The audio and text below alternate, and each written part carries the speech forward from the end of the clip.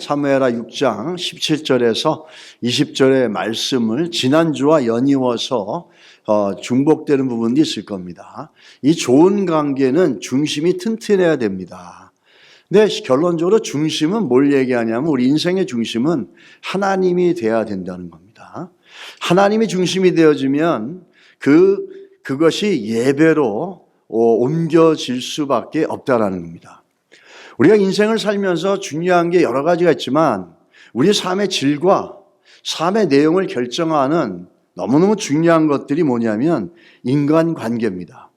친구들과의 관계, 가족들과의 관계, 동료들과의 관계, 이런 직장 관계들, 직장에서의 관계들, 이런 것들이 사람과의 관계들이 우리 삶의 질과 또 여러 가지 면에서 높은 유익을 우리에게 줄 수가 있는 줄 믿습니다. 이 관계라는 거 참 중요하죠. 하버드 대학의 위관 박사가 직장 그리고 가정생활, 사회생활 각 분야에서 실패한 사람들을 갖다 서베이를 했습니다.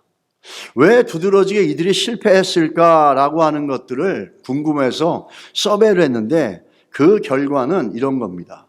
전문적인 지식이나 좋은 교육을 받지 못해가지고 실패한 사람들은 100명 중에 15명밖에 되지 않았다는 겁니다. 15%라는 거죠. 나머지 85%의 성공한 사람들, 실패한 사람들은 85% 실패한 사람들은 다 인간관계가 어그러지면서 인생의 질과 삶의 그 유익을 얻을 수 있는 것들이 막혔다라는 겁니다. 이런 연구는 여기서만 끝난 게 아니라 또 한 번의 관계가 있는데 미국의 카네기 재단에서 5년간 사회적으로 성공했던 사람들 10,000명을 대상으로 해가지고 조사를 해봤습니다. 성공한 사람들로 반대로 해서 했죠. 이 사람들이 어떻게 성공했느냐 해서 보니까 정말 탁월한 능력이 있어 성공한 사람들은 15%밖에 되지 않았다는 겁니다. 나머지 85%는 어떤 사람들이었냐면 인간관계가 좋은 사람들이었다는 거예요.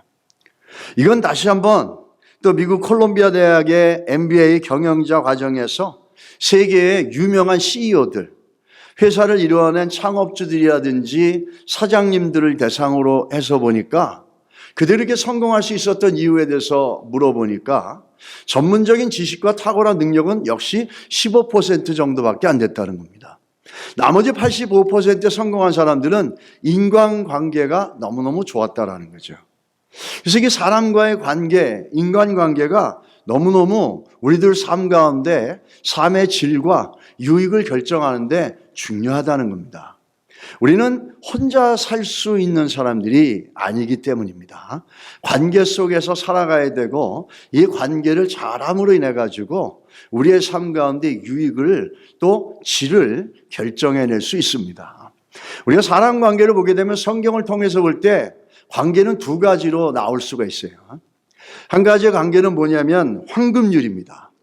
황금률이라는 건 이런 거죠. 예수님께서 제자들에 가리키고 산상수훈에서 가리켰던 겁니다. 마태복음 7장 12절이죠. 그러므로 무엇이든지 남에게 대접을 받고자 하는 대로 너희도 남을 대접하라. 이것이 율법이요 선지자라. 이게 황금률입니다. 황금률은 뭐냐면 내가 남들에게 대접받고 싶으면 먼저 그 사람들에게 해주라는 겁니다. 그러면 그들도 나에게 그렇게 대접해 준다는 거죠. 이것도 참 중요한 거고 좋은 거죠. 남들에게 나에게 이렇게 하라고 강요하기 전에 내가 먼저 그들에게 대접받고 싶은 그 모습을 그들에게 먼저 해줌으로 인해 가지고 그들이 나를 그렇게 대해주는 것. 이게 황금률입니다. 근데 이 황금률보다 한 단계 위에 게 있어요. 그게 뭐냐면 백금률이라는 겁니다. 플래티넘이라 그래가지고 이 금보다 한 30% 더 비싼 거죠. 이 백금률이라는 건 뭐냐면 남들이 나에게 뭘 해주길 바래서 그렇게 하는 게 아니라 아무 생각 없이 아무 대가 없이 보답을 생각하지 않고 그냥 그 남들이 원하는 거 요구하는 데를 전폭적으로 해주는 겁니다. 이게 황금률이라는 거죠. 예수님의 삶은 어떤 삶이었냐면 가르치기는 제자들에게 가르치는 황금률을 가르쳤지만 그분의 인생은 아낌없이 모든 것을 다 주는 거였습니다. 우리들의 요구와 우리들의 필요한 것들을 다 거저 주는 백금률의 삶을 살았다라는 거죠. 그것도 우리가 가치가 있어서가 아니라 가치가 없었던 죄인이었을 때 이 죄인데 아무것도 바랄 것도 없고 기대할 것도 없는 그런 인생이었던 우리들에게 주님께서는 철저하게 십자가에서 죽으심으로써 우리들의 정말 중요한 필요와 요구들을 십자가의 피 흘리심을 통해서 채워주시고 완성해 주셨다는 겁니다. 로마서 5장 8절에 보면 우리가 아직 죄인 되었을 때에 그리스도께서 우리를 위하여 죽으심으로 하나님께서 우리에 대한 자기 사랑을 확증하셨느니라. 우리가 가치가 있어서가 아닙니다. 주님께서 우리를 뭘 해줌으로 인해서 우리가 주님한테 뭘 할 수 있는 존재가 아니었습니다. 우리는 아무 가치가 없는 존재였는데 그런 가치 없는 존재에게 전폭적으로 우리들을 위해서 모든 것들을 희생하고 포기하고 들이신 것이 예수님의 삶이었고 그 삶을 다른 말로 백금률이라 이렇게 얘기합니다. 우리는 그 십자가의 삶을 통해서 황금률, 백금률 이런 삶들을 보면서 우리가 인간관계를 참 잘해야 되고 사람과의 관계도 잘해야 되고 또 관계를 잘해야 된다라고 하는 것들을 좀 우리가 느껴야 될 필요가 있습니다. 어떤 궁극적인 어떤 극단적인 상황이 아닐 경우에는 우리가 관계를 잘해야 된다는 것은 성경이 우리에게 가르쳐주고 있는 중요한 레슨입니다. 왜 우리가 관계를 잘해야 되느냐? 신앙생활은 관계이기 때문이에요. 신앙생활은 하나님을 사랑하고 이웃을 사랑하는 거고 하나님을 예배하고 경외하고 이웃을 섬기는 것입니다. 위로는 하나님과의 관계고 수평으로는 이 땅에서 누구죠? 사람과의 관계라는 거죠. 하나님과의 관계와 사람과의 관계가 함께 뭉쳐져 있는 그 그 관계들이 우리 신앙생활이라는 겁니다. 그래서 신앙생활을 하면서 우리가 늘 점검해야 될 부분은 하나님과의 관계고 또 하나님과 관계를 통해서 사람들과의 관계 속에 내 모습들을 살펴보는 것은 너무너무 중요하죠. 오늘 본문에 보시게 되면 어떤 사건입니까? 우리가 지난주에도 봤지만은 굉장히 중요한 사건이죠. 법궤가 75년 만에 예루살렘으로 하나님의 백성하러 들어옵니다. 75년 동안 블레셋이라고 하는 이방 땅 가운데 배회됐던 하나님의 법궤가 이제 하나님의 백성 안으로 들어온다는 겁니다. 이거는 상징적으로 뭘 얘기하냐면 하나님과 하나님의 약속의 백성들 사이에 관계가 회복되어졌다는 걸 얘기하고 있습니다. 그러면서 또 한 가지는 예루살렘으로 들어와서 수도에 하나님의 법궤가 준비된 자리에 안치되어집니다. 그 얘기는 하나님의 법궤가 이제는 이스라엘의 중심이 하나님이 되어졌다라는 겁니다. 관계가 회복되어졌다라는 거죠. 우리가 어떤 관계보다도 가장 중요하고 우리 인생의 최고의 유익이 되는 것은 하나님과의 관계라는 겁니다. 하나님의 관계가 견고하고 하나님의 관계가 튼튼하고 하나님이 우리 인생의 중심이 있어서 그분과의 관계가 흔들림 없이 든든할 때 우리에게 주시는 유익은 굉장히 크다는 거죠. 그것을 알고 있었던 다윗은 하나님의 법궤가 들어오니까 하나님과의 관계가 회복되는 것이 얼마나 귀한 것이고 얼마나 유익된 것이고 얼마나 복된 것인지 너무너무 잘 알았기 때문에 그는 바지가 내려가고 옷살이 속살이 드러나는 걸 잊어버리고 하나님 앞에 기뻐하며 찬양했다는 겁니다. 우리는 오늘 이 말씀을 좀 나누면서 우리 가운데 이 다윗의 마음이 우리 안에 좀 흘러 들어왔으면 좋겠습니다. 하나님과의 관계를 기뻐하고 하나님과의 관계가 회복되어짐으로 인해 가지고 우리 가운데 주시는 그것들, 그 은혜들, 그 관계의 회복을 통해서 주시는 놀라운 역사들, 이것들을 좀 기대할 수 있고 그런 다윗의 마음이 우리 안에 들어올 수 있게 되기를 간절히 소원합니다. 우리가 관계를 보게 되면은 관계를 하다 보면 두 가지 그 반응이 나옵니다. 어떤 반응이 나오냐면 관계를 하는데 너무너무 중요하죠. 이 관계 중에서도 제일 중요한 게 하나님과의 관계라 그랬습니다. 요거 아닙니다. 그 전 걸로. 하는데 이 전 하버드 대학의 심리학 교수였던 조던 피터슨이라는 분이 있습니다. 이분은 요 근래 회심을 해서 이제 크리스천이 됐는데 이분이 쓴 책이 유명한 책 있죠. 12가지 인생의 법칙이라는 책이 있습니다. 그 중에서 세 번째 법칙이 뭐냐면 당신에게 최고의 모습을 기대하는 사람만 만나라. 성공을 하는데 12가지 법칙이 있는데 세 번째 법칙이 뭐냐면 당신에게 당신의 인생이 최고가 되기를 바라는 사람과 만나라 이렇게 얘기합니다.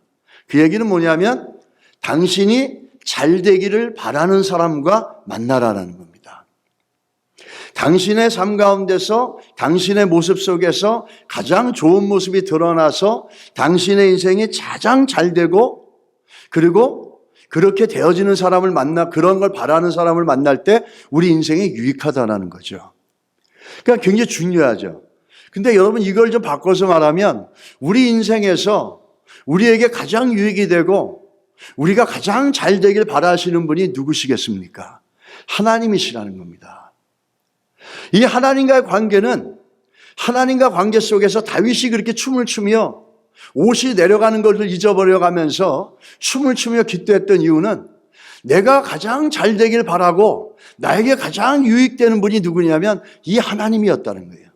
이 하나님과의 관계가 회복되어지니까 그 가치를 알고 그 소중함을 알고 있던 다윗은 바지가 내려가든 왕의 체면이 구기든 하나님 앞에서 산다라고 하는 그 놀라운 믿음의 고백을 갖고 그는 춤을 췄다라는 겁니다. 여러분, 우리가 오늘 이 자리에 나와서 예배하고 있다라는 거 이거는 굉장한 축복이라는 겁니다. 예배의 가치를 알고 예배가 소중하고 하나님과 관계 속에서 모든 복이 흘러나온다라는 걸 안다면 우리는 오늘 이 예배 자리에 나와 있는 것이 감사가 되어야 되고 기쁨이 되어야 될 줄 믿습니다. 또한 기대감이 우리 가운데 있어야 될 줄 믿습니다. 근데 관계를 하다 보면은 두 가지 반응이 나오죠. 어떤 사람들과 관계하다 보면 관계가 시간이 가면 갈수록 불편해지는 관계가 있어요. 부담스러워지는 관계가 있어요. 우리 하나님과 관계는 너무너무 좋은 관계죠. 하나님은 우리가 유익되게 바라는 분이십니다. 그래서 힘들 때 우리에게 말씀으로 위로해 주시고 성령으로 격려해 주시고 성령으로 깨닫게 하시고 우리 마음을 새롭게 변화시켜 주시고 우리가 죽음 가운데 있고 절망 가운데 있어도 하나님께서 우리를 향한 마음을 깨닫고 또 그분을 알아감으로 인해서 우린 절망 가운데서도 소망을 꿈꿀 수 있습니다. 이런 하나님과의 관계가 깊어져야 되죠. 근데 관계를 하다 보면 사람 관계를 예를 들자면 어떤 사람은 시간이 가면서 더 부담스러워져요. 불편해져요. 관계가 깊어져야 되는데 부담스럽고 껄끄러져서 나중에는 좀 만나기가 불편한 사람들이 있습니다. 또 어떤 사람은 시간이 가면 갈수록 관계가 깊어지는 사람들이 있어요. 그러다 보니까 서로를 잘 알게 되고 서로를 잘 이해하게 되고 서로의 마음과 마음이 잘 상통하는 사람들이 있다라는 거죠. 우리 하나님과의 관계 속에서도 시간이 가면 갈수록 예수 그리스도 안에서 시간이 가면 갈수록 더 깊어져야 됩니다. 근데 하나님과의 관계를 깊어지게 하려면 한 가지 조건이 있습니다. 그게 뭐냐면 믿음이 있어야 된다는 거예요. 하나님과 관계가 깊어져 가는데 가장 중요한 거는 이 관계가 친숙해지고 깊어져 가는 데는 우리 안에 믿음이라는 것이 전제된다는 겁니다.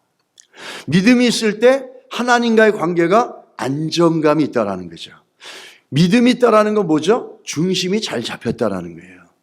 믿음이 있어서 하나님과 관계가 깊어져 가고 안정감을 갖는 그런 믿음의 관계는 업앤다운이 없습니다. 환경에 따라 변하고 사람에 따라 변하고 조건에 따라 변하고 내가 가지고 있는 능력에 따라서 변하고 내가 갖는 상황에 따라서 변화되는 그런 일이 아니라 하나님과의 관계 속에서 믿음의 관계로서 안정감을 갖고 있는 관계는 흔들림이나 업앤다운이 없다라는 거죠. 은행 잔고를 열었을 때 내 밸런스가 많으면 하나님을 찬양하고 밸런스가 없으면 절망하는 그런 게 아니라는 겁니다. 사람들이 날 잘 대해주면 기뻐하고 사람들이 인정 안 해주면 절망하는 거 그런 게 아니라는 겁니다. 환경이 원하는 대로 잘 가면은 기뻐하고 그것이 잘 안 되면 낙심하는 게 아니라는 겁니다. 이 하나님과 관계가 잘 깊어지고 그것이 신실해지고 친숙해지려면 거기에는 믿음이 있어야 된다는 거죠. 그 믿음을 통해서 우리가 하나님과 관계를 견고하게 할 수 있다는 겁니다. 또한 그 믿음이 있어서 견고한 관계가 되어진다는 건 뭐냐면 중심이 잡혔다 이런 얘기입니다. 오늘 법궤가 들어왔죠. 17절에 보면 준비된 자리에다가 그 법궤를 다윗이 내려놓습니다. 아무데나 내려오는 게 아니라는 거죠. 정선되어지고 엄선된 자리에 하나님의 법궤를 거쪽에 모십니다. 그럼으로써 그 법궤가 예루살렘에 들어와서 다윗이 엄선해서 준비한 자리에 법궤가 들어감으로 인해서 그것이 뭘 우리에게 의미하고 있습니까? 이스라엘 나라의 중심이 바뀌었다라는 겁니다. 이스라엘 나라가 하나님과 관계가 회복되어지면서 이제 그 중심이 바뀌었다라는 거예요. 하나님과 관계가 회복되어졌다는 것은 그들의 중심이 바뀌었다는 거예요. 뭘로 바뀌었습니까? 하나님으로 바뀌었다라는 거죠. 그들이 그동안 살아왔던 것은 다 사울을 통해서 환경이나 여건이나 이런 것에 오르락내리락하고 업앤다운 했지만은 이제 법궤가 75년 만에 예루살렘에 준비된 자리에 들어옴으로 인해서 하나님과 관계가 회복되어지고 하나님이 그들의 나라에 그 사회 속에 그 민족 속에 다시 중심으로 들어오셨다는 거예요.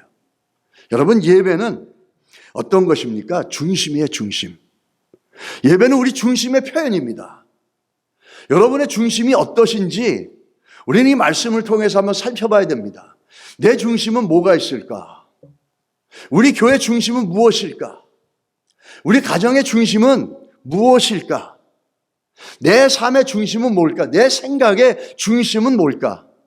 내가 내리는 결정의 중심은 무엇이 중심이 되어질까? 이 중심, 굉장히 중요하죠.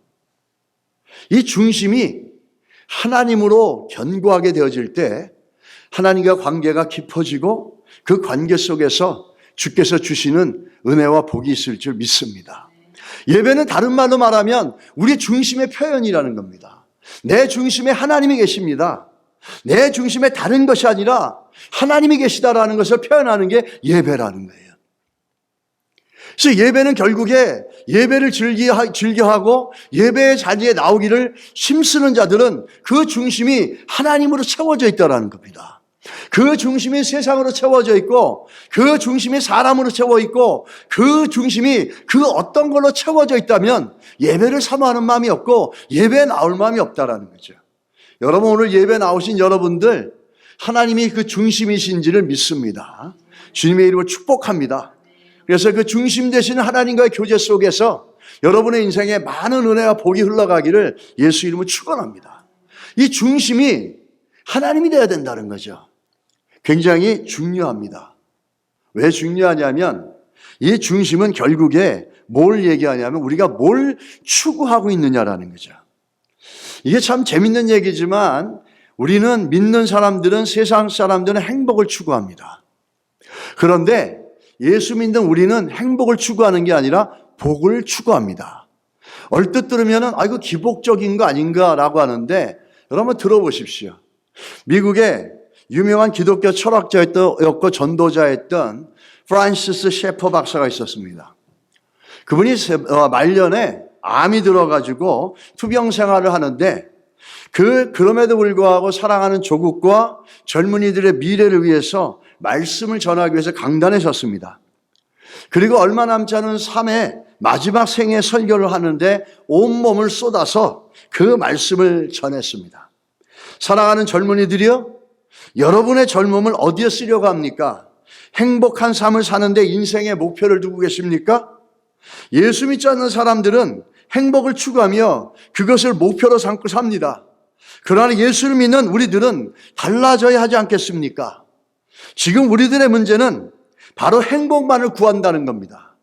우리는 예수 믿는 사람들은 행복을 구하는 게 아니라 복을 구하는 겁니다. 이렇게 얘기하는 겁니다. 우리 복을 구한다는 게 뭘까? 여러분, 행복이란 단어는 어디서 왔냐면 happen이란 단어에서 왔습니다. happen이라는 건 우연히 발생한다는 걸 얘기하는 거죠.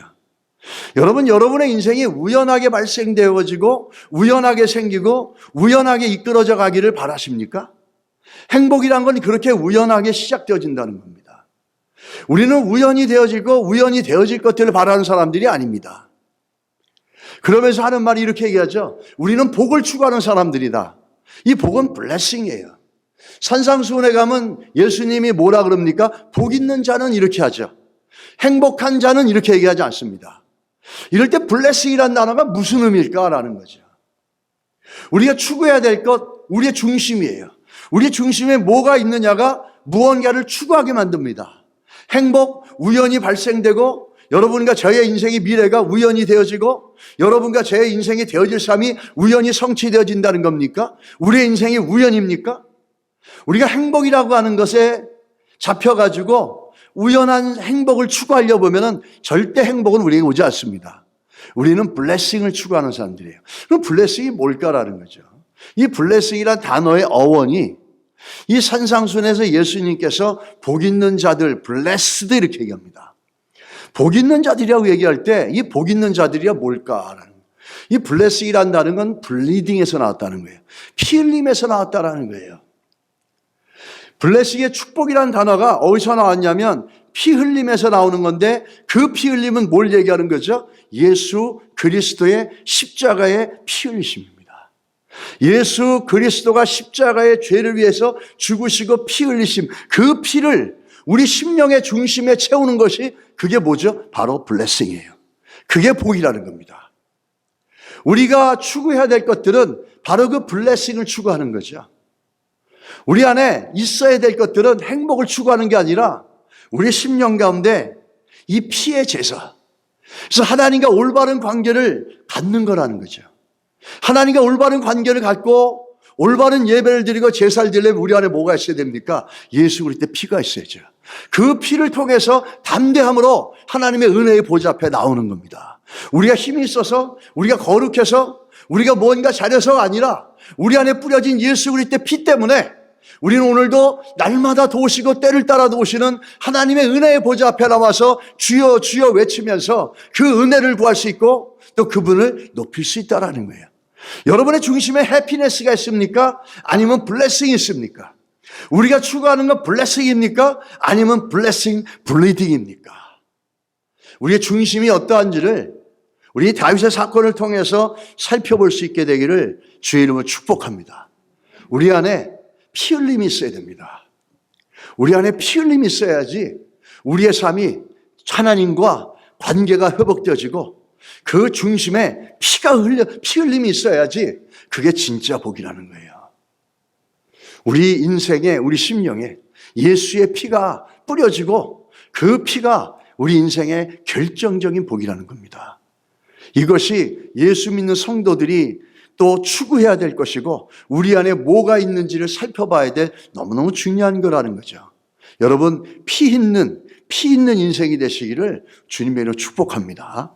예배의 자리에 오신 여러분들 예수 이름으로 다시 한번 축복합니다. 예배는 어떤 것이냐? 예배는 복의 원천입니다. 모든 복이 예배로부터 흘러나오는 거예요.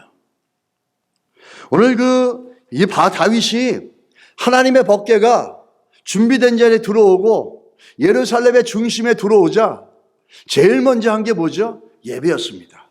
법궤를 이동하면서 모시고 오는 과정 자체도 다 예배였지만 이제 그 중심에 이스라엘의 중심에 하나님이 다시 들어오고 이스라엘의 중심이 하나님으로 다시 회복되자 이 다윗이 드렸던 예배가 있었어요. 제사가 있었습니다.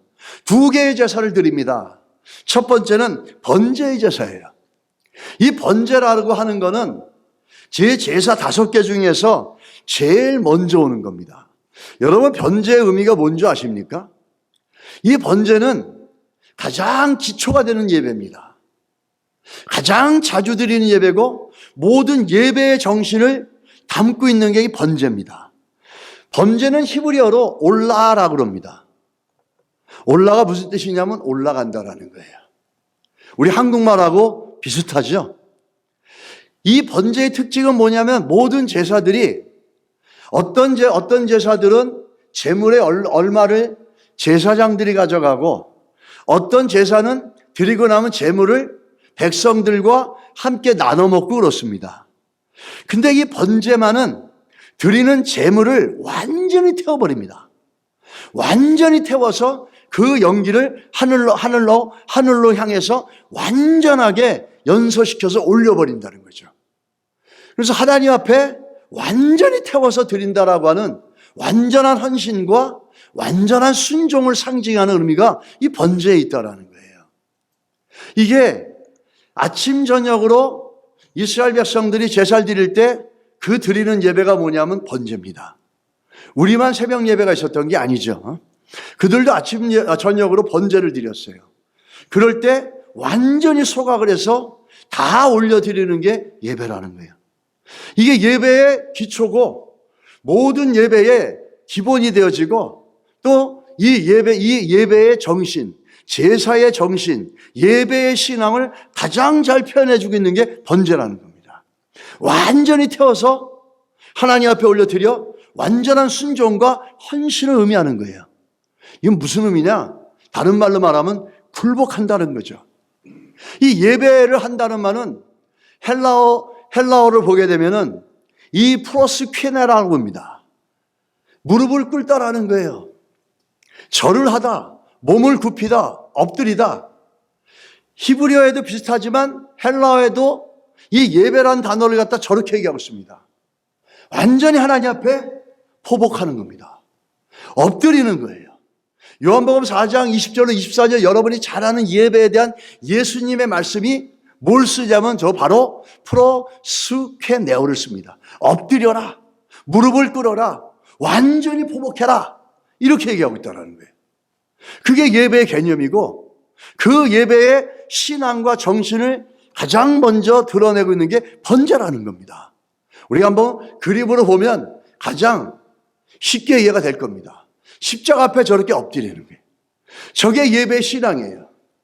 예배에 올 때 우리가 예배 드릴 때 가장 중요한 것은 뭐냐면 우리가 엎드리는 거죠. 다시 말하면 하나님이 주인 되신다라는 것을 우리가 고백하는 겁니다. 예배자는 어떤 사람이냐? 오늘 예배를 드리고 나가가지고는 그냥 형식 예배가 아니라 하나님이 내 인생의 주인이고 시간의 주인이고 건강의 주인이고 가정의 주인이고 잡의 주인이고 물질의 주인이고 하나님이 주인이라는 고백을 갖고 있는 거예요. 그래야지 우리가 세상에 나가서도 시간과 물질과 인간관계 속에 하나님이 주인 되심을 드러내는 빛과 소금의 삶을 살 수 있지 않겠습니까?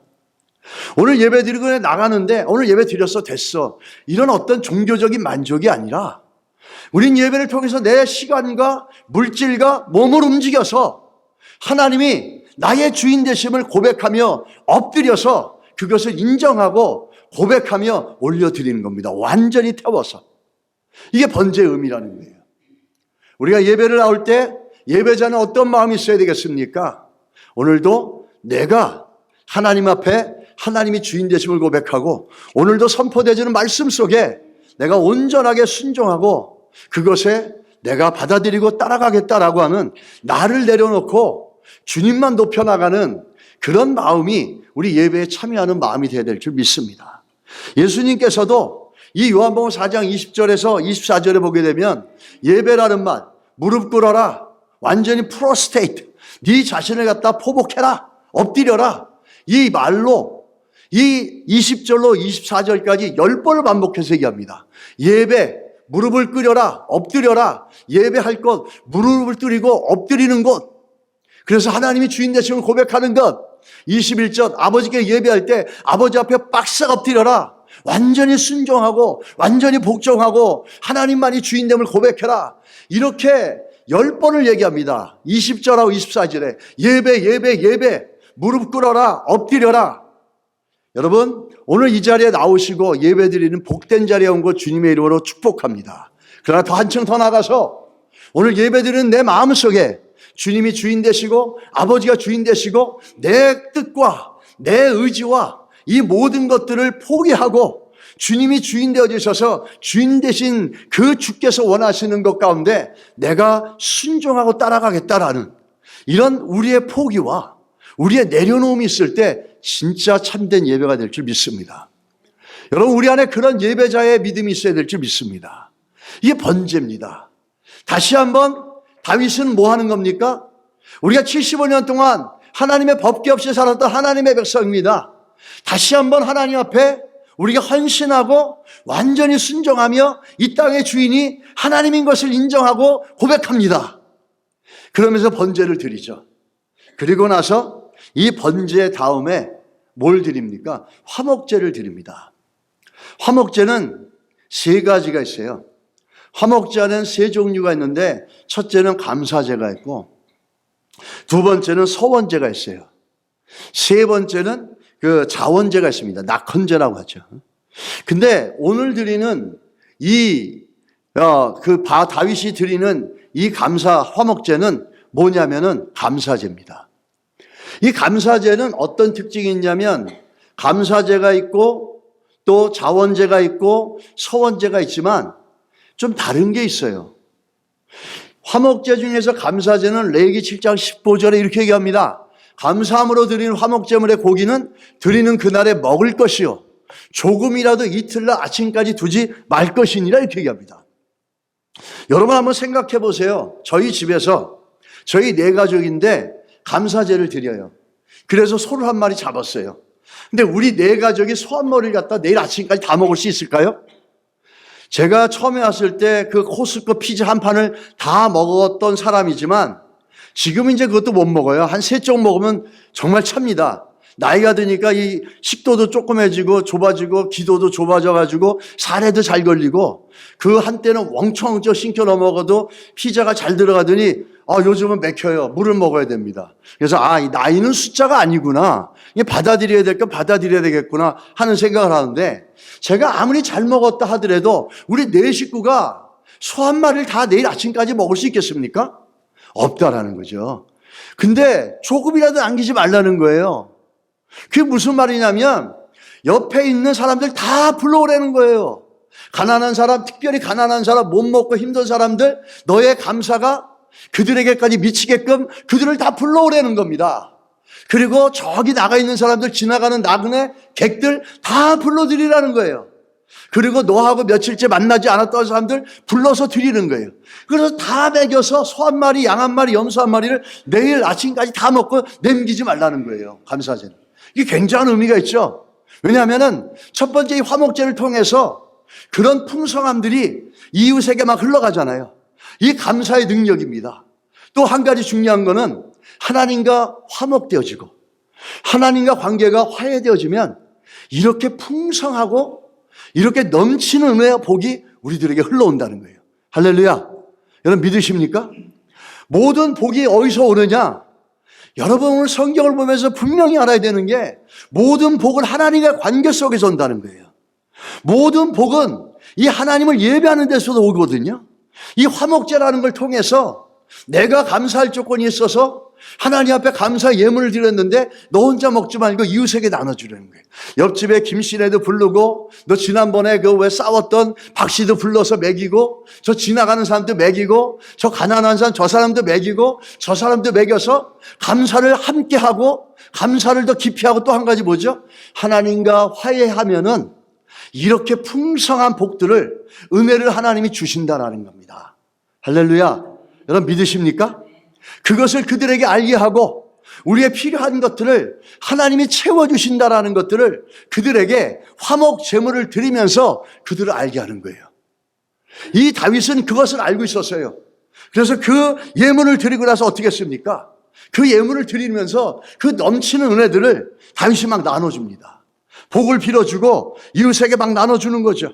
오늘 19절에 보면 어떻게 합니까? 남녀를 막론하고 이 다윗이 가가지고 그들에게 떡 한 개와 그 다음에 뭘 주냐면 고기 한 족을 다 줍니다. 그러면서 그 이웃들에게 그 화목제를 드리면서 하나님과 자기가 우리 민족이 화목되어지고 화해되어진 걸 기뻐하면서 모든 국민들에게 기쁨을 나눠요. 그냥 나누는 게 아니라 떡을 주고 고기를 주면서 모두가 그 잔치와 기쁨에 참여하는 겁니다.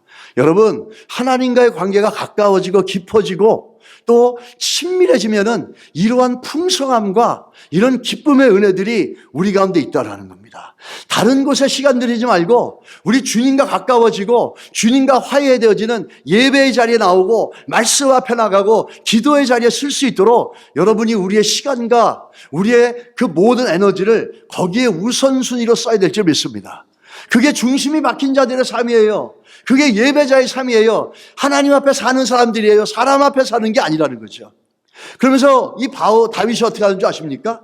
그렇게 하나님과 관계가 회복되어지니까 18절에 보니까 제일 먼저 한 게 뭐죠? 그 관계를 회복하고 그 관계 회복의 상징으로 화목제물을 드리고 나서 다윗은 백성들에게 넘치게 줬습니다. 먹을 거를. 기쁨으로 그들에게 나눠줬어요. 그리고 나서 뭐합니까? 백성들을 만군의 여호와 이름으로 축복합니다. 다윗이 하는 겁니까? 아니에요. 하나님과의 관계가 회복되어졌다는 거예요. 하나님과의 관계가 회복되어져서 이제는 그 여호와의 이름이 멀리 있는 게 아니라 이제 그 이름으로 다윗을 통해서 이스라엘 백성들에게 복이 흘러간다는 사실입니다. 이 관계가 회복되어지자 이스라엘 백성들에게 다윗이 이 복을 전하는 겁니다. 복을 선포하고 복을 전하는 거예요. 이 하나님과 관계가 회복되어지는 것이 우리 인생에 이렇게 복된 것이라는 겁니다. 우린 다른 어떤 것보다도 하나님과 가까워져 나가며 하나님과 화목되어지고 화해되어지고 그 가운데 끼어있는 불신과 불신앙과 불순종과 죄의 모습들이 있다면 날마다 주의 말씀으로 씻어내고 주님과 더 가까워지고 친밀해지고 더 깊어지는 교제와 만남을 통해서 우리 인생이 이렇게 복될 줄 믿습니다. 여러분 복 받으십시오. 이 복 받은 말은 바른 말하면 여러분의 예배가 회복되기를 원합니다. 여러분 복 받으십시오. 여러분 하나님께서 주시는 많은 복들을 받으십시오. 그러기 위해서는 여러분의 중심에 하나님이 계셔야 될 줄 믿습니다. 여러분 복을 많이 받으십시오. 예배의 자리에 즐겨 나오십시오. 하나님을 주인으로 섬기면서 번제를 드리는 것처럼 우리의 것들을 내려놓고 하나님을 주인 되심을 날마다 인정하며 그분을 높여드리십시오. 이 얘기입니다. 여러분 복 받으시길 축복합니다. 오늘 나오신 여러분들 정말 복 받으실 주기를 축복합니다. 그 예배의 이 말씀들을 나누면서 정말 이 복이 어디서부터 오는지를 보시기 바랍니다. 다윗이 기뻐가지고 이스라엘 백성들을 막 축복하는 거예요. 다윗은 그 길리앗의 족속들에게 복을 받을지어라 얘기했지 한 번도 왕이 되어서 자기가 만군의 여호와의 이름으로 너희들을 축복한다 그러지 않았어요. 왜 그랬을까요? 그건 제 생각인데 하나님과 관계가 법궤가 아직 들어와지지 않고 하나님과의 관계가 화목되어지지 않았으니까 어떻게 복을 이들에게 전할 수 있는 근거가 없는 거예요. 그런데 이제 관계가 회복되어지니까 이 만군의 여호와 이름으로 마음껏 이스라엘 백성들을 축복하고 있는 거죠. 저는 예수 그리스도의 피를 의지하여서 여러분들을 주의 이름으로 마음껏 축복합니다. 영원히 잘 계시고 범사가 주의 은혜 가운데 있고 육체까지도 강건해지시기를 예수 이름으로 축복합니다. 왜? 하나님께서 우리 하나님과 우리의 관계가 이 회복되어짐으로 나오는 거죠. 그 한국에 한 목사님이 있는데 김광수 목사님이란 분입니다. 이분의 간증을 보니까 3번의 큰 시련을 겪으셨어요. 이 어릴 때부터 교회를 다녔는데 군대를 간 뒤에 하나님을 떠나고 교회를 떠납니다. 군대에 다녀와서 직장에 다니던 1971년에 교통사고를 당하게 됩니다. 1년 반 동안 병원에 입원해 있었지만 하나님을 주님을 찾지 않았어요. 빨리 몸만 낫기를 바랬죠. 그리고 나서 7년 후에 1978년에 또다시 대형 교통사고를 당합니다. 그래서 영안실 바로 앞까지 가게 되었는데 모두 죽은 줄 알고 영안실로 떠밀어 놨는데 우연찮게 와이프가 숨 쉬는 걸 발견하고 빠르게 빼내서 병원에 얘기를 해가지고 조치를 해서 이분이 살아납니다. 그러고 나서 그때 깨어나고 나서 이제는 교회를 나가야 되겠다라고 생각하고 교회를 나가게 됩니다. 그런데 얼마 지나지 않아서 3번째 엄청난 시련이 또 다가오게 됩니다. 교회를 나가면서도 자기는 돈을 벌어서 장로로서 물질로 교회를 섬기지 목회자가 되겠다 이런 생각은 전혀 하지 않았다고 합니다. 그래서 서울로 올라와서 장사를 하는데 백화점에 점포가 7개를 가지고 있었는데 이상하게 장사가 안 되더래요. 근데 어느 날 가만히 있어도 그냥 몸이 축 처져가지고 그냥 앉아만 있어도 자꾸 쓰러지고 몸을 보니까 몸이 자꾸 검게 변해가는 거예요. 그것을 보고 있던 매형이 큰 병원으로 데려가서 진찰을 하니까 이미 온몸에 암이 퍼져버린 거예요. 그래서 병원에서 진단하기를 이제 2달밖에 살 수 없다 이렇게 얘기를 한 겁니다. 그때 이 목사님은 이런 생각이 들었다는 거죠. 하나님이 정말 살아계시다면 나를 좀 살려주십시오. 이런 마음을 갖고 기도원에 올라가서 12일을 금식을 합니다.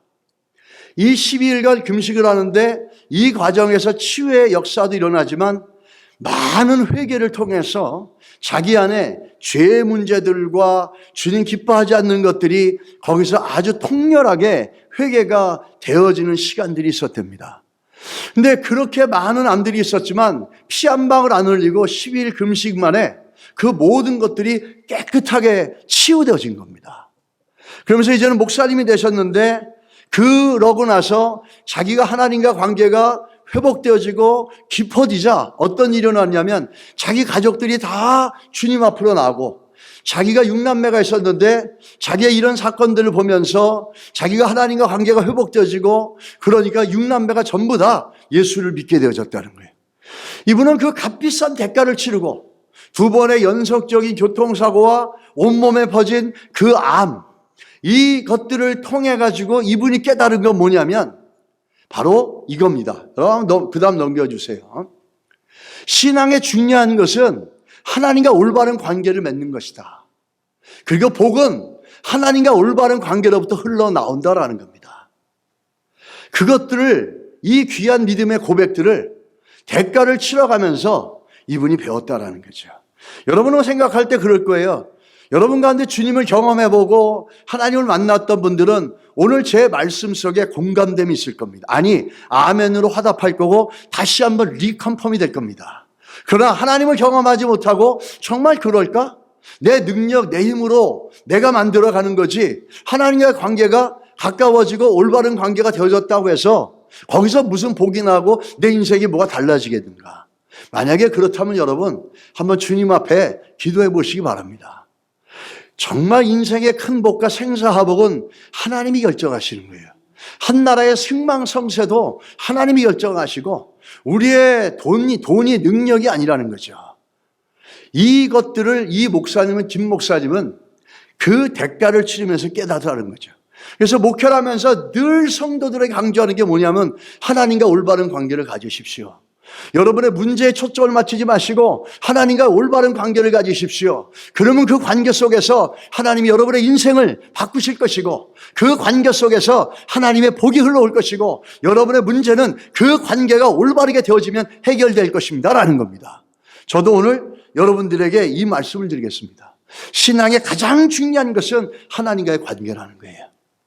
하나님이 인생의 중심이 오고 내가 하나님과 관계가 좋습니다라고 하는 그거는 어디서 알 수 있습니까? 내 인생의 중심에 하나님이 있다는 거 확신이 있을 때. 그래서 시간을 쓸 때도 나는 내 시간의 주인이 아니라 하나님이 주인인 걸 알고 무엇을 결정할 때도 하나님을 기쁘게 할 수 있는 결정을 내리고 또 무엇을 선택할 때도 이 선택이 하나님을 기쁘게 할 수 있는 건지를 우리는 기도하면서 그분의 기쁨을 위해서 선택해 나가고 물질을 쓸 때도 마찬가지라는 겁니다. 우리 몸을 쓸 때도 마찬가지라는 거죠. 여러분 이런 모든 것들이 하나님과의 관계가 올바르게 되어져 가고 있다는 걸 보여주는 거라는 거죠. 여러분 우리가 우리의 모든 것들 속에 하나님과 관계가 올바르게 잘 되어져서 주께서 주시는 복들이 있기를 주의 이름 간절히 축복합니다. 그런데 놀라운 건 뭐냐면 복을 막는 사람이 있어요. 복을 막는 사람이 뭐냐면 미갈이라는 사람이에요. 미갈은 어떤 사람이었습니까?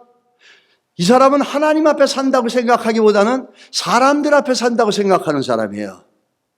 하나님의 시선을 의식하고 사는 사람이 아니라 사람들의 시선을 의식하고 사는 사람이에요. 다윗이 너무 기뻐서 어떻게 하죠? 가족을 축복하려고 딱 왔는데 미갈이 어떻게 합니까? 20절에 이렇게 얘기하죠. 다윗이 자기의 가족에게 축복하러 돌아오매 하나님과 관계가 회복되어져서 너무너무 기뻐서 이스라엘 백성들을 막 축복하고 야 이제는 우리 가족을 위해서 축복하고 내 자녀들, 내 아내, 우리 가족을 축복해야 되겠다. 그러면서 이제 왔는데 미갈이 뭐라 그럽니까? 나와서 다윗을 맞으며 가로되 이스라엘 왕이 어떻게 그렇게 채신머리 없이 품위 없이 체면 차리지 못하고 몸을 드러내면서 저 하찮은 계집종 앞에 손가락질 받으시라 합니까? 이렇게 얘기합니다. 우리 지난주에 얘기했지만 미갈의 관심은 뭐냐면 하나님의 시야가 아니라 누구의 시야입니까? 사람들의 시선이에요. 사람들 볼 때 왕이 이게 무슨 품이 없고 채신머리 없는 짓입니까? 맞죠? 사람들이 볼 때는 왕이 하나님 앞에 춤을 추며 바지가 내려가는데 얼마나 어리석은 겁니까? 이 미갈이라는 사람은 예배의 가치를 모르는 사람이에요. 예배의 소중함을 모르고 그 다윗이 왜 저렇게 춤을 추면서 기뻐할지 그걸 모르는 거죠. 여러분 한번 생각해 봤어요? 우리가 교회를 가면 옆에 있는 분은 찬양을 하고 예배를 때 그렇게 뜨겁게 찬양하고 그렇게 기도하고 찬송하는 분이 있어요, 우리 옆에.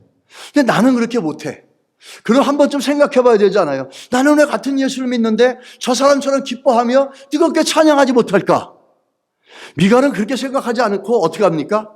인간적인 시선, 사람 앞에 산다고 생각하니까 다윗의 행위가, 다윗이 하나님 앞에 드리는 예배가 너무나 수치스러운 거예요.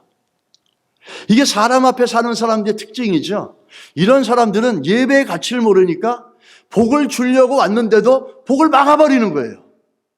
다윗이 와서 가정에게 복을 주고 주려고 했는데 그 복을 막아버리는 거예요. 우리는 복을 막는 사람이 돼서는 안 될 줄 믿습니다. 복을 주려고 하는데 복을 막아버리는 거예요.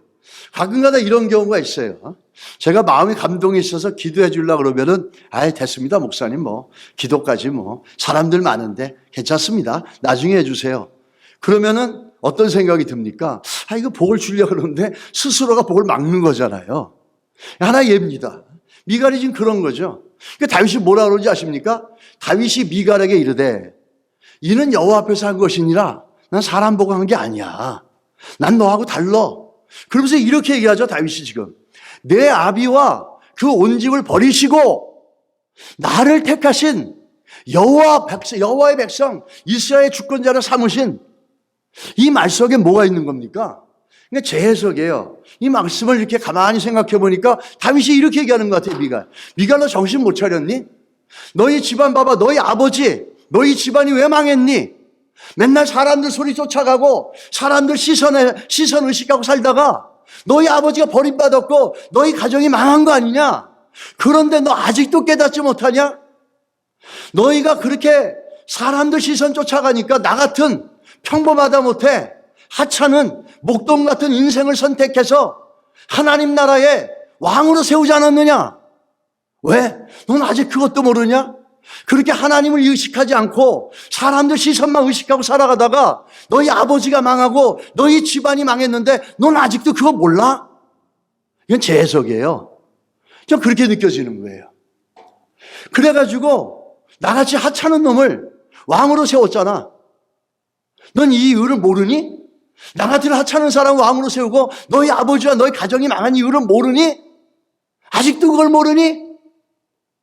이렇게 다윗이 대답하는 것 같아요. 그렇죠? 사울은 어떤 사람이었어요? 사람들의 시선, 사람들의 말, 이거에 목숨을 걸었던 사람이에요. 그래서 결국은 하나님으로부터 버림받을 수밖에 없었잖아요. 미갈은 그 아버지의 영향력을 받았는지 사람의 시선, 사람의 평가, 여기에 너무나 골몰해서 지금 하나님이 주시는 복을 막아버리고 평생의 자녀를 못 갖는 불운한 삶이 되어졌다는 겁니다. 여러분, 사람을 의식하고 사는 사람들 앞에 체면 차리고 품위 있고 교양 있고 좋잖아요. 그죠? 그런데 여러분 한번 생각해 보세요. 보이지 않는 하나님 앞에 정직한 사람이 눈에 보이는 사람 앞에 정직하지 않겠습니까? 보이지 않는 하나님 앞에 정직하고 신실한 사람이 눈에 보이는 사람 앞에 어떻게 정직하지 않고 신실하지 않을 수가 있겠습니까? 반대로 사람들 앞에 체면 중시 여기고 사람들을 눈을 의식하고 사는 사람들은 반대로 바꾼 바리새인들처럼 사람들이 보지 않으면 어떻게 바뀔지 모른다는 거예요. 사람을 의식하고 사는 사람들은 사람이 안 보면은 어떻게 바뀔지 모르는 이중적인 모습이 있다는 거예요. 그러나 사람이 보든 안 봐든 안 보이는 하나님 앞에 충실한 사람은 사람이 있든 안 보든 하나님 앞에 살기 때문에 늘 신실할 수밖에 없고 일관성 있게 살 수밖에 없다는 겁니다. 여러분과 제가 만나고 교제해야 될 사람들은 어떤 사람이냐면 하나님을 의식하고 사는 사람들을 주 안에서 만나고 교제해야지 우리 인생이 복되고 풍성해집니다. 믿으십니까, 여러분? 사람을 의식하고 사는 사람들은 내 앞에선 지금 이럴 수 있지만 뒤돌아서 어떻게 바뀔지 몰라요. 만약에 우리가 어떤 사람한테는 겉에선 잘하고 뒤돌아서 다른 소리 한다면 여러분, 나는 하나님 앞에 사는 게 아니라 미갈처럼 사람 앞에 살고 있다는 거예요. 그 사람 앞에서 하는 거와 그 사람이 없어도 동일한 삶의 모습을 갖고 있다면 그거는 하나님 앞에 살고 있다는 거예요. 보이지 않지만 그 보이지 않는 하나님을 경외하는 마음이 있어서 누가 보든 안 보든 신실하게 일관성 있게 간다는 거죠. 우리 믿음의 교제는 이런 사람들하고 해야 된다는 거예요. 여러분이 하나님 앞에 살고 있는지 사람 앞에 살고 있는지는 여러분이 사람들을 대하는 걸 보십시오. 이 사람 앞에서는 겉에선 잘하고 뒤돌아서 딴소리 한다면 100% 사람 앞에 사는 거예요. 사람 앞에 사는 사람들은 예배의 가치가 모르고 예배가 하나님이 주인 되심을 정말 인정하는 삶인가 하는 퀘스천을 미가를 통해서 볼 수 있다는 겁니다. 우리는 하나님을 의식하고 살아서 하나님 우리의 중심이 되어지고 하나님과 관계 속에 살아서 사람들이 보든 안 보든 일관성 있게 우리가 나가는 삶이 돼야 줄 믿습니다. 예배자는 중심에 하나님이 있는 삶이에요. 그래서 바울이 이렇게 얘기합니다. 바울이 얘기하는 거 보면 고린도전서 3장 22절로 23절이에요. 하나님 앞에 살고 하나님이 중심에 있고 하나님을 경외하는 마음이 있으면 어떻게 합니까? 22절 같이 읽겠습니다. 종들아 모든 일에 육신의 상전들에게 순종하되 사람을 기쁘게 하는 자와 같이 눈가림만 하지 말고 오직 주를 두려워하여 성실한 마음으로 하라. 무슨 일을 하든지 마음을 다하여 죽게 하듯 하고 사람에게 하듯 하지 말라. 여러분 믿으십니까? 우리가 하나님의 중심이 있다면 우리는 사람이 보든 안 되든 일관성 있게 죽게 하듯 해야 될 줄 믿습니다. 여러분 주변에 이런 하나님의 시선을 의식하는 좋은 사람들로 만남이 있고 교제가 있어서 함께 예배에 힘을 더해가는 그런 만남의 교제가 되시기를 주님의 이름으로 축복합니다.